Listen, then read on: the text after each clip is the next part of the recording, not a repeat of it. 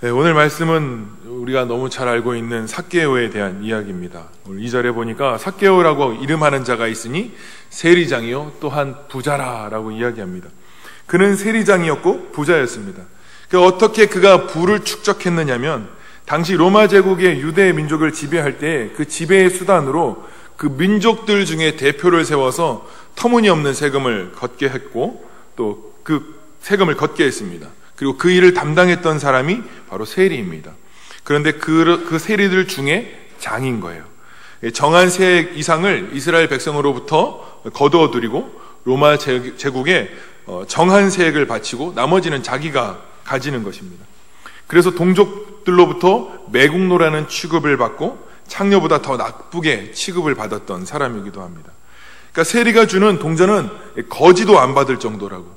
만약에 그 세리가 지나가다 동전을 던져주면 받기는 받는데 그가 세리인 것을 알면 다시 동전을 던져버릴 만큼 취급하지 않았던, 그 정도로 사람들로부터 비난과 멸시를 받았던 사람들이라는 것입니다. 그런데 그렇게 해서라도 부를 축적한 사람이라면 돈에 미친 사람이고 그것을 위해서 사는 사람이라고 하는 말이 오히려 더 맞는 말일 거예요. 그리고 거기서 장이 됐다라고 하는 말은 이 사람은 누구보다 열심히 해서 그 일들을 충실하게 해냈던, 동족의 피를 빨아먹는 일에 대하여서 굉장히 열심히 있었던 사람이라고 해도 과언은 아닐 거예요. 그런 삭개오를 보면서 사람들이 오해하는 것이 있었어요. 저런 직장을 가진 사람, 저런 일을 하는 사람은 하나님을 사랑하지 않을 거야. 도무지 저는 하나님을 향한 갈망의 마음도 없을 거야. 저 사람은 하나님 앞에 신실한 사람도 아닐 거야. 그리고 저런 사람은 하나님 나라에 아무런 쓸모가 없는 사람이야. 저 사람은 변하지 않을 사람이야 라고 말합니다. 그런데 삭개오는 곧 망할 사람, 이스라엘 백성에게는 우리의 적, 우리의 미움을 받는 사람, 하나님 안에서 소망이 전혀 없는 사람, 그렇게 낙인 찍히는 사람이 된 것입니다. 우리 사회와 주위에서 이렇게 낙인 찍힌 사람들이 많이 있다는 거예요. 저 사람은 직장 때문에, 여태까지 했던 일 때문에, 저 사람에 대한 소문이 이렇잖아, 저 인생 끝난 인생이야 하고 삭개오를 대하듯이 우리 시대의 삭개오들을 욕하고 있을 수 있다라고 하는 거예요. 그렇게 낙인을 꽝 찍을 수 있다는 것입니다. 그런데 우리는 절대로 거들떠보지 않을 사람으로 그렇게 사람들에게 낙인 찍힌 사람들이라는 거예요. 그러면서도 저 사람이 내가 안 되기를 바라는 심정만 가질 뿐이지 여전히 낙인을 찍고 있다라고 하는 사실이에요. 그런데 그런 삭개오가 주님이 오신다는 이야기를 듣고 주님을 보기 위해서 뛰어나갔습니다. 누가복음 19장 3절에 그가 예수께서 어떤 사람인가 하여 보고자 하되 키가 작고 사람이 많아 할 수 없었다라고 이야기합니다. 문제가 생긴 거예요. 예수님을 보러 가는데 삭개오는 무리를 뚫고 지나가시는 예수님에게 관심은 있었지만 그의 현실로서는 예수님을 볼 수 없었다라는 게 현실이었다는 거예요. 이게 진짜 비극인 거예요. 성경에는 사람들이 얼마나 많이 모였는지는 모르겠지만 삭개오는 자신의 형편을 누구보다 잘 알고 이스라엘 백성들에게, 그리고 그 사람들에게 인정받지 못하는 사람들이어서 감히 그들 앞에 나설 수 없는 그런 사람이었을 거예요. 뚫고 나갈 자신도 없었을 것이고 어쩌면 그래서 뒤에서 머뭇거리고 있었는지도 모르겠죠. 그런데 키도 작았다는 거예요. 뒤에서 아무리 펄짝펄짝 뛰어봐도 그 앞에 있는 게 보이지 않는 거예요. 주님 앞에 나아가는데 장애가 너무 많은 것입니다. 그래서 그가 선택한 것이 무엇입니까? 돌 무화과 나무에 올라가는 것입니다. 때로는 우리가 주님 앞에 나아가는데 이런 장애물들이 있을 수 있다는 거예요. 그렇게 삭개오처럼 자신을 평가하는 사단의 참소들이 우리의 발목을 붙잡아서 더 나아가지 못하게 하는 거예요. 하나님이 우리를 생각하시고 허락하시는 하나님의 마음에는 관심 없이 사람들의 평가와 사단의 참소의 이야기들이 우리를 더욱 주눅들게 만든다는 거예요. 또는 교회에 오면서 교회의 예배와 그리고 교회의 그 어떤 것들을 바라보느라 주님께로 향하는 우리들의 발자국에 걸림돌로 만들어 버린다라고 하는 사실인 거예요. 이것 때문에 내가 설교를 들을 수 없어. 이것 때문에 내가 하나님 예배할 수 없어. 이것 때문에 내가 주님을 향하여서 충성하고 헌신할 수 없어. 라고 하는 여러 가지 걸림돌들을 스스로 만들어내기 시작해서 하나님께로 나아가는 것에 장애를 만들어낸다라고 하는 거예요. 여러분, 우리가 하나님의 말씀을 듣고 주님의 진리를 따르는 데 있어서 장애물들이, 어떤 장애물들이 있는지 우리는 좀 살펴볼 수 있는 지혜들이 좀 있었으면 좋겠는 거예요. 나는 키가 작아요. 저 사람들이 나를 참소합니다. 라고 하는 여러 가지 일들, 그렇게 우리를 꿈쩍하지 못하게 하는 이유들이 너무 많다라고 하는 사실인 거예요. 그런데 그렇게라도 예수님을 보고 싶어하는 삭개오 하필 지금 예수님이 지나가고 계시는 거예요. 1절에 예수께서 여리고로 들어가 지나가시더라 라고 말씀하세요. 그냥 편안하게 지나가실 수 있죠. 본인의 갈 길을 그냥 걸어가실 수 있는 거예요. 그런데 오늘 예수님께서 여리고로 가시는데 마치 의도적으로 내려가시는 것 같아요.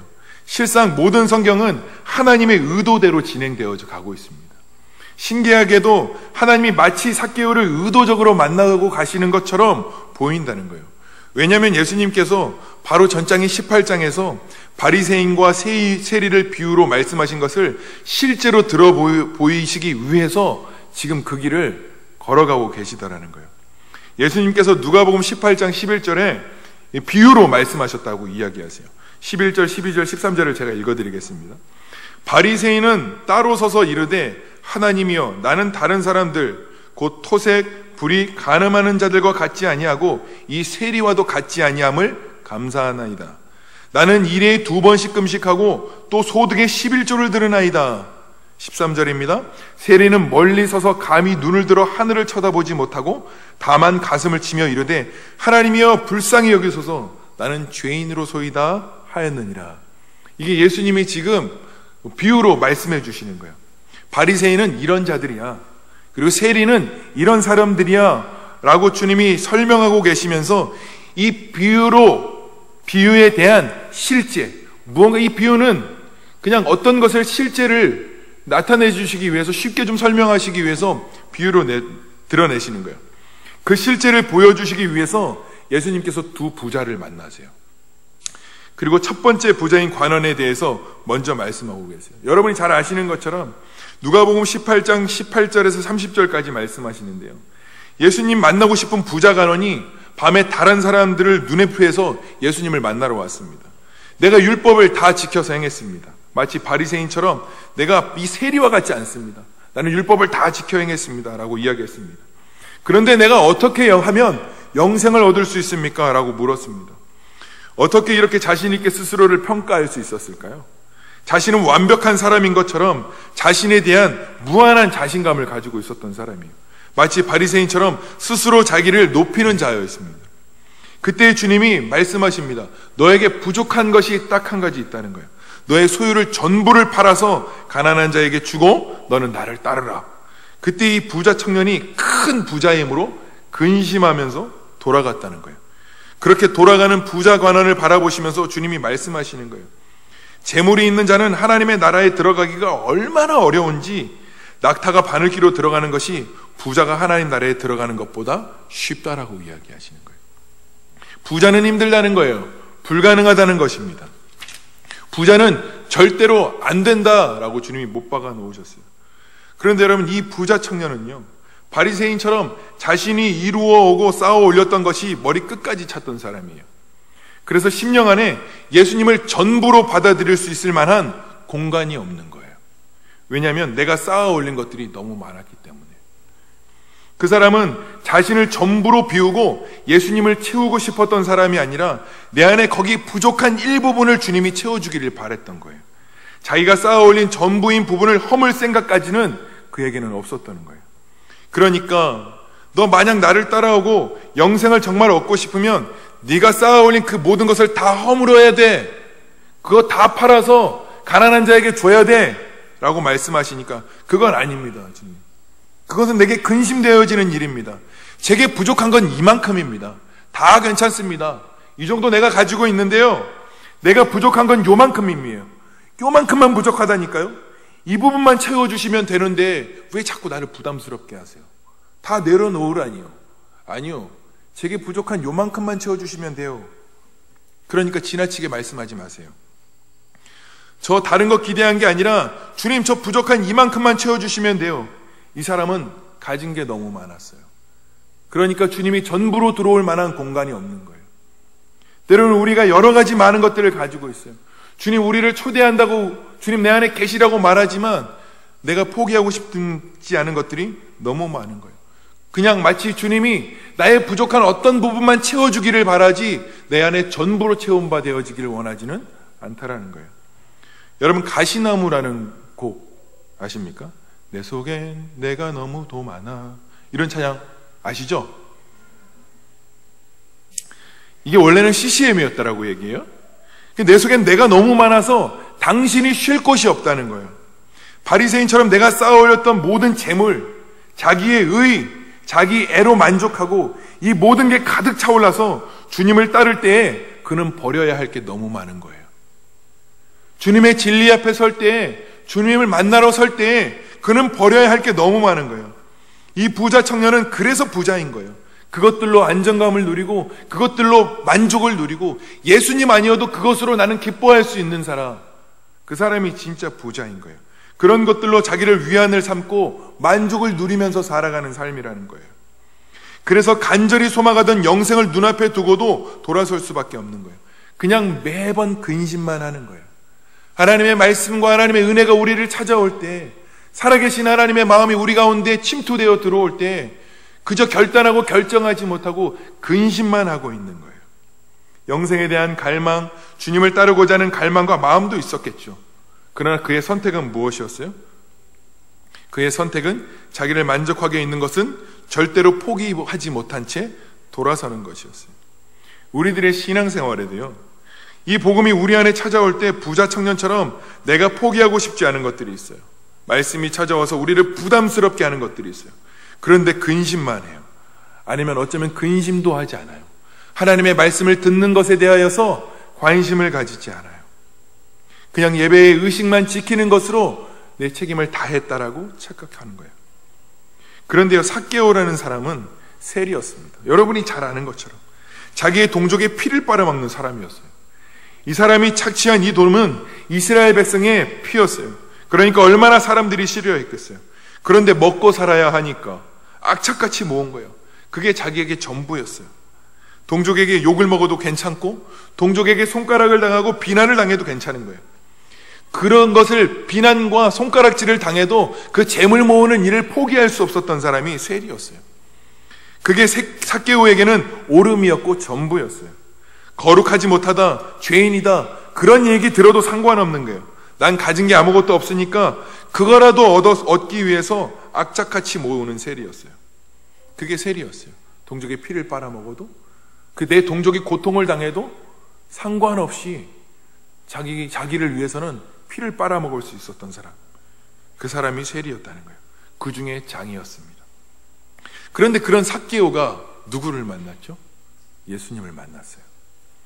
부자 청년은 그냥 돌아서서 갔는데 가진 게 너무 많아서, 그동안 쌓아왔던 게 너무 많아서 근심하면서 돌아갔는데, 주님을 그렇게까지 선택할 필요가 없었던 부자 청년은 예수님을 등지고 돌아가는데 삭개오는 못 가는 거예요. 돌 무화과 나무에라도 올라가서 주님을 봐야겠는 거예요. 삭개오는 자기 스스로 누가 뭐라고 하지 않아도 자신이 누구인지를 알았어요. 자신에 대해서 너무 잘 알고 있었어요. 나는 형편없는 존재이고 나 같은 건 구원의 대상도 아니었다. 삭개오는요, 많은 것을 가진 것을 같아 보였는데 사실은 자기가 아무것도 가지지 못한 사람이라는 것을 너무 잘 알았어요. 예수님께서 실제로 보여주실 비유에 대해서도 말씀해 주셨어요. 누가복음 18장 13절에 세리는 멀리 서서 감히 눈을 들어 하늘을 쳐다보지도 못하고 다만 가슴을 치며 이르되 하나님이여 불쌍히 여기소서, 나는 죄인으로소이다 하였느니라.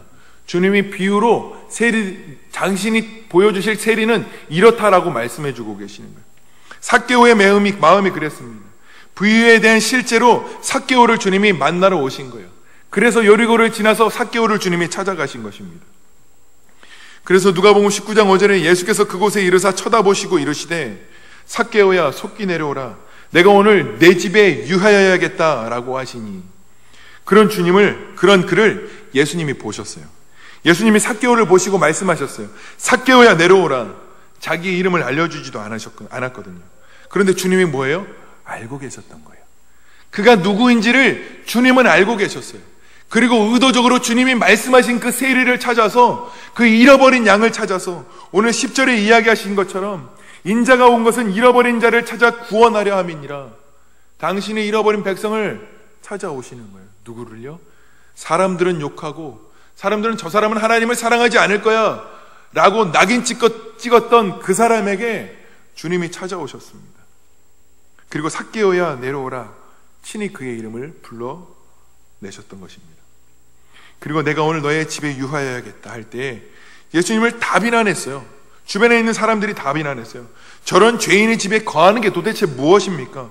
어떻게 저렇게 죄인의 집에 거할 수 있습니까? 그의 집에 어떻게 들어갈 수 있습니까? 많은 사람들이 정죄하고 비난했어요. 우리가 낙인 찍은 그 사람을 어떻게 당신은 사랑할 수 있습니까? 분노하기 시작하더라는 거예요. 그러나 그는 존재적인 죄인이었다는 사실이 인정되고 그런 죄인이 예수 그리스도의 복음을 만나자 변화는 아주 극적이었습니다. 예수님, 내 모든 걸 다 팔아서라도 예수님이라는 가치는 놓고 싶지 않습니다. 내 가진 모든 것을 다 내려놓는 한이 있더라도 예수님이라고 하는 가치는 내가 포기할 수 없습니다. 이렇게 매달렸던 게 삭개오였습니다. 그러니까 부자 청년은 자신의 부족한 부분을 채우려고 했던, 그래서 예수님이 필요한 것은 나의 일부분을 채워주기 위한 것이었지만 삭개오는 예수님을 일부분이 아니라 전부로 채우려고 했던 사람이라고 하는 사실이에요. 여러분 보세요. 주님이 죄인인 삭개오에게 오늘 너의 집에 유하여야겠다. 여러분 이 이야기가 여러분 그에게 얼마나 기쁜 소식이었을까요? 그 죄인의 집에 아무도 들어가지 않으려고 할 때 이미 죄인으로 도장 찍고 저 집에 들어가는 것조차 비난을 받아야 되고 손가락질을 당해야 되는 그때에 예수님이라고 하는 분이 그의 집에 들어온다는 이 이야기가 얼마나 놀라운 사실이고 얼마나 기쁜 소식이고 그에게는 얼마나 복된 일이었을까요? 감당할 수 없는 이야기였을 거예요. 주님이 죄인인 우리의 심령에 오시겠다라는 말, 여러분 정말 은혜가 되십니까?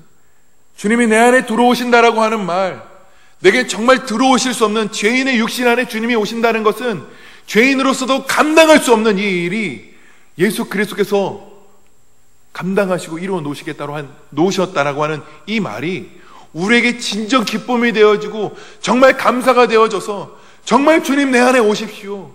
주님 내 안에 기쁨으로 오십시오. 주님이 내 안에 계신다라고 하는 이 사실이 정말 행복이고 나에겐 만족이 됩니다. 라고 여러분 이게 고백되어지십니까? 그것만으로 여러분 우리 정말 충분하실 수 있으시겠습니까? 여러분 삭개오에겐 정말 은혜인 거예요. 감출 수 없는 기쁨과 은혜일 수밖에 없는 거예요. 우리의 신앙 고백 중에도 하나는요, 주님이 우리 안에 사신다. 정말 놀라운 복음인 거예요. 죄인의 육신 가운데 마치 마리아에게 성령으로 잉태되어졌던 것처럼 우리의 이 죄된 육신 안에 예수 그리스도가 잉태되어지고 오셨다라고 하는 말은 죄인으로서는 감당할 수 없는 하나님께서 우리에게 일방적으로 허락해 주시는 놀라운 은혜의 복음이라는 거예요. 삭개오에게 예수님을 만나자 그런 기쁨이 있었어요. 그 기쁨의 반응이 무엇이었어요? 삭개오가 서서 주께 여짜오되 주여 보시옵소서, 내 소유의 절반을 가난한 자들에게 주겠사오며 만일 누구의 것을 속여서 빼앗은 일이 있으면 내가 갑절이나 갚겠나이다. 여러분 이게 삭개오의 고백이었고 신앙의 고백이었어요.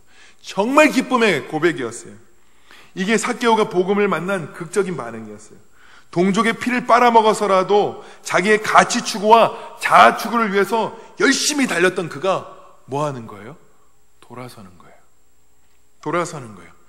자신을 위해서라면 동족의 피 빨아먹는 것, 저를 죽이고 망하게 하는 일을 조차 양심의 거리낌조차 없는 사람이었어요. 그렇게 동족의 피를 빨아서 자신의 부자 되는 것을 위해서 열심히 살았던 사람이에요. 그런데 그렇게 모았던 재물, 그렇게 열심히 끌어모았던 것들을 뭐 하겠다는 거예요? 내가 돌려주겠습니다. 그리고 갑절이나 갚아내겠습니다. 이게 복음을 만난 반응이었다라는 거예요. 주님을 맞이하는 두 부자들의 태도가 다르더라고 하는 사실인 거예요. 여러분 우리 모두는요, 주님이 우리 안에 오신다는 것을 기쁨과 은혜로 여기면서 사는 자들입니다. 그렇게 주님이 우리를 성전 삼으셨다는 것을 우리 정말 신앙의 고백처럼 자랑으로 삼습니다. 그런데 여러분 만약에요, 주님이 우리 가운데 찾아오실 때, 정말 우리에게 찾아오실 때, 우리 안에 들어오고 싶으실 때, 마치 요한계시록에 고백하는 것처럼 내가 문 밖에서 너희를 향해서 끊임없이 문을 두드릴 때 문을 열면 내가 그 안에 들어가서 함께 더불어 먹겠다라고 하시는 이 말씀처럼 우리 안에 문을 두드리고 오시는 일, 우리에게 너무 기쁜 일이고 너무 행복한 일이고 즐거운 일이에요. 이곳에 모인 모두가 우리 그렇게 고백할 것입니다. 주님, 내 안에 들어오신다라고 하는 이 사실이 내겐 감당할 수 없는 은혜의 복음입니다 라고 모두 외칠 것입니다. 그때 주님이 문을 두드리시면서 하실 때 우린 빗장을 열어주셔야만 합니다. 그런데 만약에 주님이 저와 여러분들에게 오셔서 그 문을 두드리시면서 너의 소유를 팔고 가난한 자에게 주어라, 너 스스로 쌓아 올린 자기 의와 자기애 다 내려놔라, 나 아닌 것으로 누리고 있는 안정감들, 너 더 엎드려지고 더 낮아지고 끝까지 엎드려져라, 그리고 나라고 하는 존재를 전부 부인해라 라고 하는 그 말씀을 들고 오셔서 저와 여러분들의 심중의 문을 두드릴 때에도 여러분 기쁜 마음 되시겠습니까? 하나님의 말씀을 들을 때에 하나님이 여러분을 사랑하십니다라고 하는 이 고백, 우리에게 정말 은혜가 되고 너무너무 감당할 수 없는 놀라운 사랑의 은혜의 고백일 거예요. 그런데 저와 여러분들에게 주님이 찾아오셔서 우리의 연약한 것과 부족한 것과 죄된 것들을 폭로시키시면서, 그리고 나의 의를 자랑하려고 했던, 나를 위해서 열심히 살았던 그 모습들을 전부 포기하고 엎어지라고 말씀하실 때에도 기꺼이 동일한 마음으로 예, 주님 들어오십시오라고, 그것이 내게 복음입니다라고 감당하며 여러분의 빗장의 마음을 열어놓으실 수 있으시겠습니까? 주님이 우리에게는요, 그렇게 은혜의 즐거움과 기쁨으로 찾아오실 거예요. 저를 구원하시기 위해서, 저를 살리시기 위해서, 정말 그리스도인답게 살아가기 위해서 우리의 몸을 두드리실 거예요. 기쁜 마음으로 저도 문을 열어주고 싶을 때가 많이 있어요. 그래서 날마다 기도할 때 주님 내 안에 오십시오, 주님 내 안에 오십시오 라고 기도하지만 마치 주님이 내게 전부가 되어지는 것보다 내 부족한 요 부분만 채워주십시오, 나머지는 그냥 내버려 두십시오 라고 끝까지 붙잡고 있는, 그래서 주님이 내 안에 들어오시라고 할 때, 그래서 내 안에 들어오시려고 진리로 찾아오실 때, 부담감에 하나님의 말씀으로 내 안에 들어오실 때 그토록 주님이 내 안에 들어오시는 것이 불편한 거예요. 그래서 근심만 하다가, 결국엔 근심만 하다가 돌아서는 그리스도인으로 전락할 수 있다라고 하는 사실인 것입니다. 주님이 기쁨과 즐거움과 은혜로 찾아올 땐 여러분 아멘 주님 오십시오 외칠 거예요. 그렇게 우리의 부족한 부분을 채우러 오실 그때에는 즐거워하고 만족이 될 거예요. 그래서 두 손 높이 들고 주님 내 안에 오셔서 역사해 주십시오라고 마음껏 기도할 수 있을 거예요. 그런데 우리 안에 정말 버려야 할, 정말 내가 의로 붙잡고 있었던 것들을 주님이 오셔서 그것을 다 팔아버려, 다 치워버려 라고 하는 그때에도 주님이 찾아오시는 것을 복음으로 여기며 즐거워하실 수 있겠습니까? 그것마저도 즐거워하고 그것마저도 기뻐할 수 있는 것, 주님이 일부가 아닌 전부로 필요한 사람은요, 그것들 때문에 고민하지 않고 기꺼이 예 주님 다 버리겠습니다, 내 안에 전부로 들어와 주세요, 일부분이 아니라 전부로 채워주세요 라고 고백할 수 있게 되어지는 거예요. 그렇게 삭개오는요, 주님이 말씀하지도 않으셨어요. 재물을 팔아다가 가난한 자들에게 나눠줘라 말씀하지도 않으셨어요. 그런데 삭개오가 복음을 만나자 전부 버리겠다라고 하는 결심이에요. 재물을 버리겠다라고 하는 것뿐만 아니라 가시적으로는 재물을 버리는 것 같아 보이지만 그가 자기를 위해서 축적해왔던 그 모든 것들, 나의 만족과 이게 나의 추구, 나의 목적이었던 이 모든 것들을 포기했어요. 돈 정도를 포기한 게 아니라 자신을 버리는 거예요. 무엇으로 만족하기 위해서요? 주님이 내 안에 만족과 기쁨과 전부가 되기 위해서라는 거예요. 때로는 우리의 삶에 내가 너무 많이 살아서 당신이 쉴 곳 없다라고 하는 그 고백처럼, 혹시 주님이 내 안에 들어오실 때 내가 너무 많아서, 내가 너무 붙잡고 있는 것이 너무 많아서 주님의 자리가 없지는 않은지 살펴보셔야 되는 것입니다. 내 소유를 팔아 가난한 자에게 주어라, 너의 의와 너의 애를 내려놓아라, 이 말씀조차 우리에게 동일하게 기쁨으로 들려져야 하는 것입니다. 로버트 멍에가 쓴 내 마음의 그리스도인이라는 책 다 읽어보셨죠, 여러분? 우리 교회는, 저희 교회는 다 읽어보신 걸로 알고 있어요. 저희 청년들도 다 읽었다는 걸 알고 있는데, 서재에는 주님의 정결한 눈으로 차마 볼 수 없는 책들이 있었습니다. 주방에는 나의 야망과 욕망, 자신의 욕구를 채우는 자리이고, 작업실은 자신을 위해 재능과 기술을 쓰지만 하나님 나라에는 전혀 기여하지 못하는 것들로 가득 차 있고, 오락실에는 자기 혼자만 간직하고 싶은 즐거움과 기쁨들을 위한 모임과 교제와 여흥들이 가득하고, 다 열어줄 수 있지만 벽장 안에 차마 꺼낼 수 없는 옛생활의 찌꺼기들이 가득한데, 그것들을 포기할 수 없으니까 주님이 우리 안에 들어오는 것이 불편하고 어렵다는 거예요.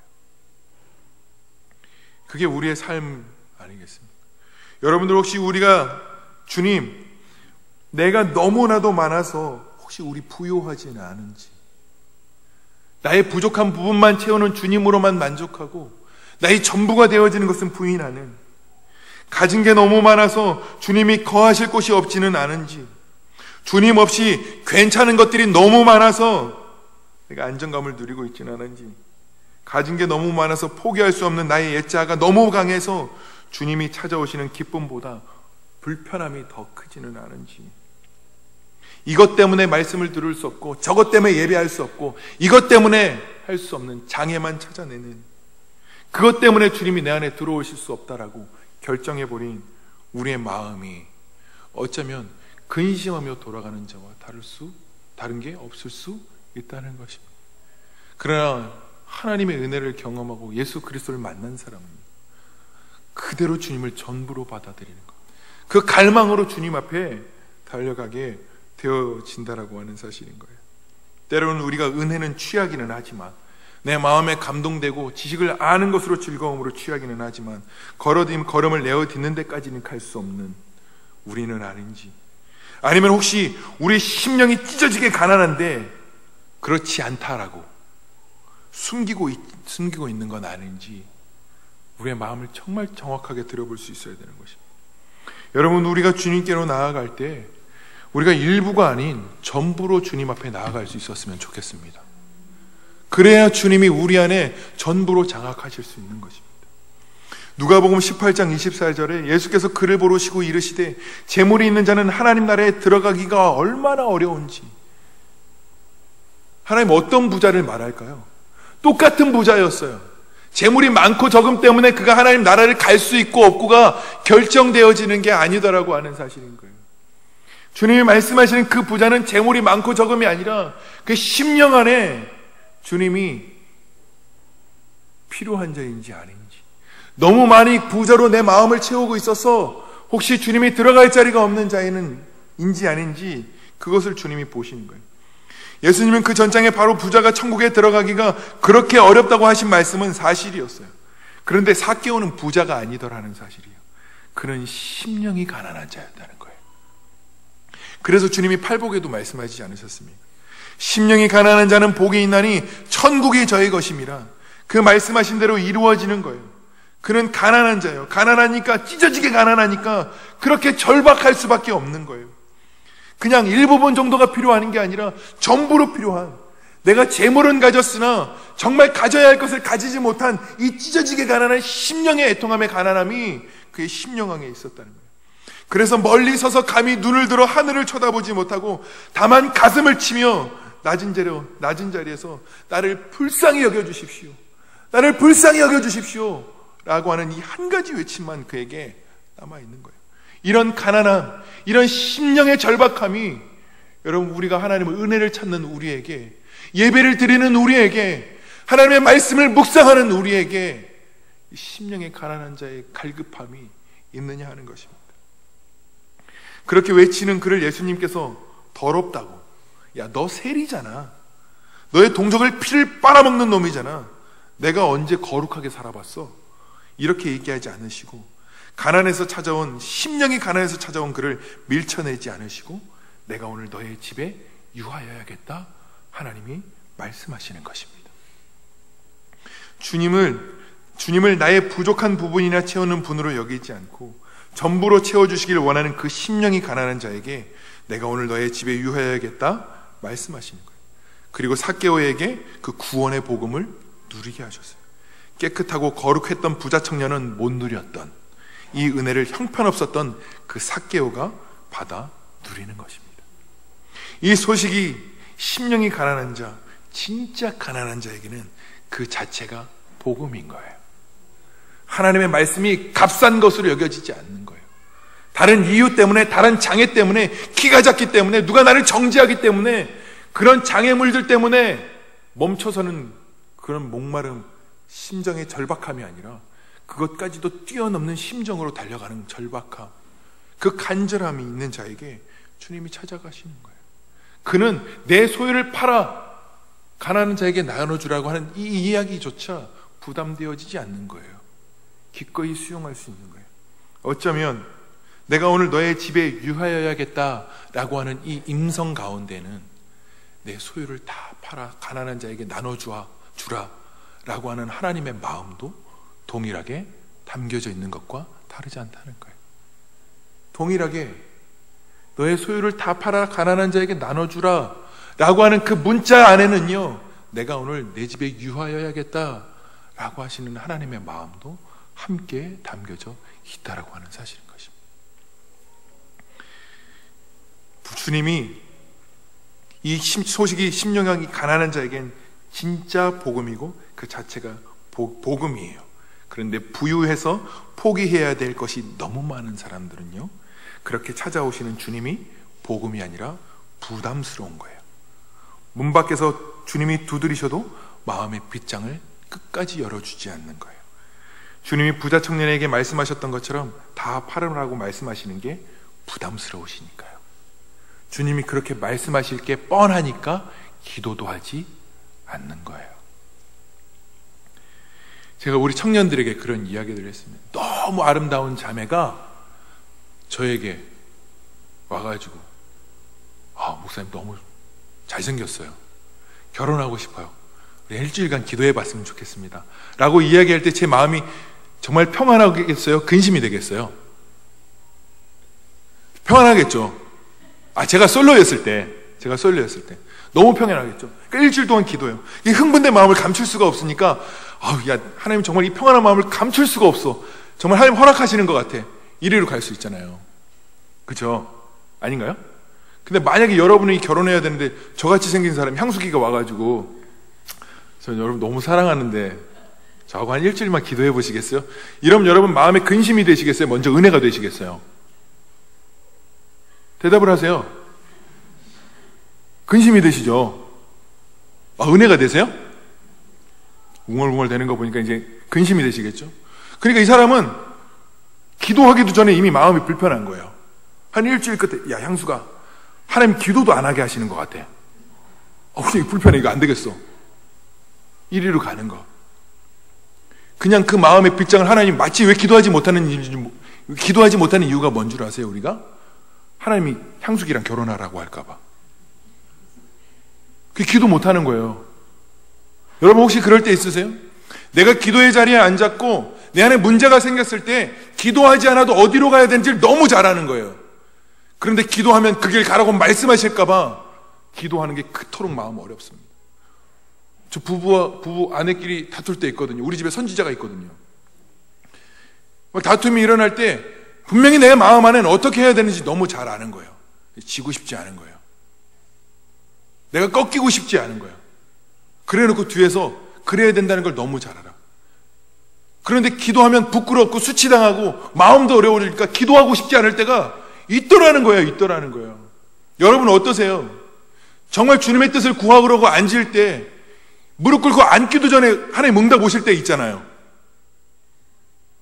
아니세요, 여러분? 그 정도 예민하지 않으세요? 주님이 제 안에 마음에 부담감 주실 때는요, 무릎 꿇기도 전에 그냥 기도하려고 가려고 하는데도 너 왜 그랬니? 이러실 때 있다니까요.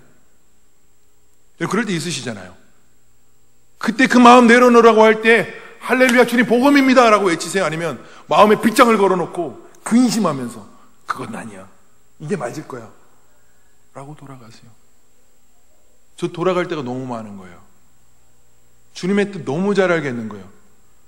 말씀 몇 자 안 읽어도요, 기도 자리에 안 앉아도 그럴 땐 주님이 반드시 추적해 오셔가지고 넌 성경 읽을 시간도 없어, 그 전에 빨리 오셔서 말씀해 주시는 거예요. 동일하게 경험하시죠? 대답을 하기 싫으면 고개라도 좀 끄덕여 주시면 제가 좀 덜 답답할 것 같아요. 제가 저번 주에 설교를 25분 만에 끝났다는 거예요. 청년들이 난리가 났어요. 복음이라는 거죠. 예수님보다 빨리 끝내야 복음이라는 거예요. 지금도 빨리 끝내야 복음이 되는 거예요. 할렐루야. 아멘 하시는 분들은 다시 한번 고민해 보셔야 돼요. 우리 너무 잘 알아요. 마음의 빗장을 열고 닫는 것 너무 잘 알아요. 주님이 우리를 어떻게 찾아오실지 너무 잘 알아요. 그래서 주님이 내게 부족한 부분을 채워주실 땐 너무 기쁨으로 받아들이겠지만, 주님이 그렇게 찾아올 때는 빗장을 열어두지 않고 달려갈 수 없는 거예요. 주님이 전부가 아니기 때문에 그렇습니다. 우리가 내 마음을 만족시키는 그 부자된 것을 내려놓고 싶지 않기 때문인가요? 하나님의 다스림을 구하고 성령의 다스림을 구하지만 그 마음은 절대로 내려놓고 싶지 않은 거예요. 그러니까 주님은 필요에 의해서 그 빈자리에만 채우는 자리로 전락해버리더라는 거예요. 여러분, 우리가 주님 찾아오신 이 우리 놀라운 은혜 앞에 있습니다. 내 집에 유하여야겠다라고 말씀하시며 그 앞에 서 계십니다. 여러분, 부자 청년처럼 오늘도 그냥 돌아가시겠습니까? 내가 오늘 너의 집에 유하여야겠다라고 말씀하시며 두드리시는 예수님의 초대 앞에 그냥 머뭇거리고 그냥 근심하며 돌아만 서시겠습니까? 아니면 빗장을 열어 주님과 더불어 먹고 주님이 다스리시고 주님이 임금 되시고 주님이 주인 되시는 그 복음을 실제로 누리는 삶으로 나아가고 싶으십니까? 우리 안에 정말 그런 기쁨이 있었으면 좋겠습니다. 나의 뜻, 나의 의를 이루고 살려고 하는 그것을 버리라고 하실 때 그것을 복음으로 받아 누렸으면 좋겠습니다. 더욱 엎드려지고 더욱 낮아지고 자기 부인하라고 말씀하실 때 즐거움으로 무화과 나무 아래로 뛰어내려올 수 있는 저와 여러분들이 될 수 있기를 예수님의 이름으로 축복합니다. 우리 이 시간 좀 함께 찬양하면서 우리의 결단과 결정을 올려드렸으면 좋겠습니다. 여러분, 하박국 3장 17절과 18절에 이렇게 이야기합니다. 비록 무화과 나무가 무성하지 못하며 포도에 열매가 없으며 감람나무에 소출이 없으며 밭에 먹을 것이 없으며 우리의 양이 없으며 외양간에 송아지가 없을지라도 나는 여호와로 말미암아 즐거워하며 나의 구원의 하나님으로 말미암아 기뻐하리로다. 여러분, 제가 이 말씀을 묵상하면서 참 부끄러움이 있었어요. 사역을 하고 또 제가 살고 있는 세상 속에서 자꾸 나의 의를 드러내고 자꾸 하나님이 주인 되기보다 내가 주인 되고 싶고 내가 임금 되고 싶은 마음들이 너무 많은 거예요. 그런데 주님은 찾아오셔서 늘 그 마음을 지적하시고 책망하시고 가르치세요. 내가 오늘 내 집에 유하여야겠다라고 부드러운 음성으로 찾아오셔서 그것을 넘어뜨리기를 바라세요. 근데 싫은 거예요. 근데 하박국서는 이렇게 이야기합니다. 무화과 나무에 여러분 잎이 없고 포도나무에 열매가 없고 감람나무에 소출이 없고 외양간에 송아지가 없다는 이 말은요, 존재가 부정되는 말 아니겠어요? 외양간에 송아지가 없으면 그거 계속 외양간의 형체는 가지고 있지만 외양간의 기능을 하는 거겠습니까? 포도나무에 열매가 없는데 그게 나무겠습니까? 그냥 포도나무의 이름은 가졌지만 열매 맺지 못하는 그냥 나무인 거예요. 존재가 부정되는 거예요. 여러분, 우리 안에 그런 거 없어도 내 존재가 부정되어지고 자기가 부인되어지고 나의 의가 무너지고 자기 애가 없어져도 나라고 하는 이 존재가 완전히 소실되어져도 하박국이 고백했던 것처럼 다 없어도 하나님, 나 그렇게 존재가 부정되어져도 난 여호와로 말미암아 즐거워하며 나 구원의 하나님으로 말미암아 기뻐하리로다. 여러분, 이런 고백을 할 수 있는 사람이 저는 정말 복음의 증인이고 성도라고 생각합니다. 저 잘나서 여러분에게 고백하는 거 아니고요, 부끄러운 저도 늘 이런 싸움과 실패하고 엎어지지만 좀 함께 이 싸움을 싸워 나갔으면 좋겠습니다. 서로 좀 함께 응원하면서 서로 좀 우리 좀 뒤를 좀 돌아보지 않고 너 삭개오야 라고 낙인 찍지 말고 좀 함께 그 걸음을 움직여 나갔으면 좋겠습니다. 그래서 우리 좀 함께 찬양하시면서 좀 내 마음을 주님 앞에 올려드리며 함께 고백했으면 좋겠습니다.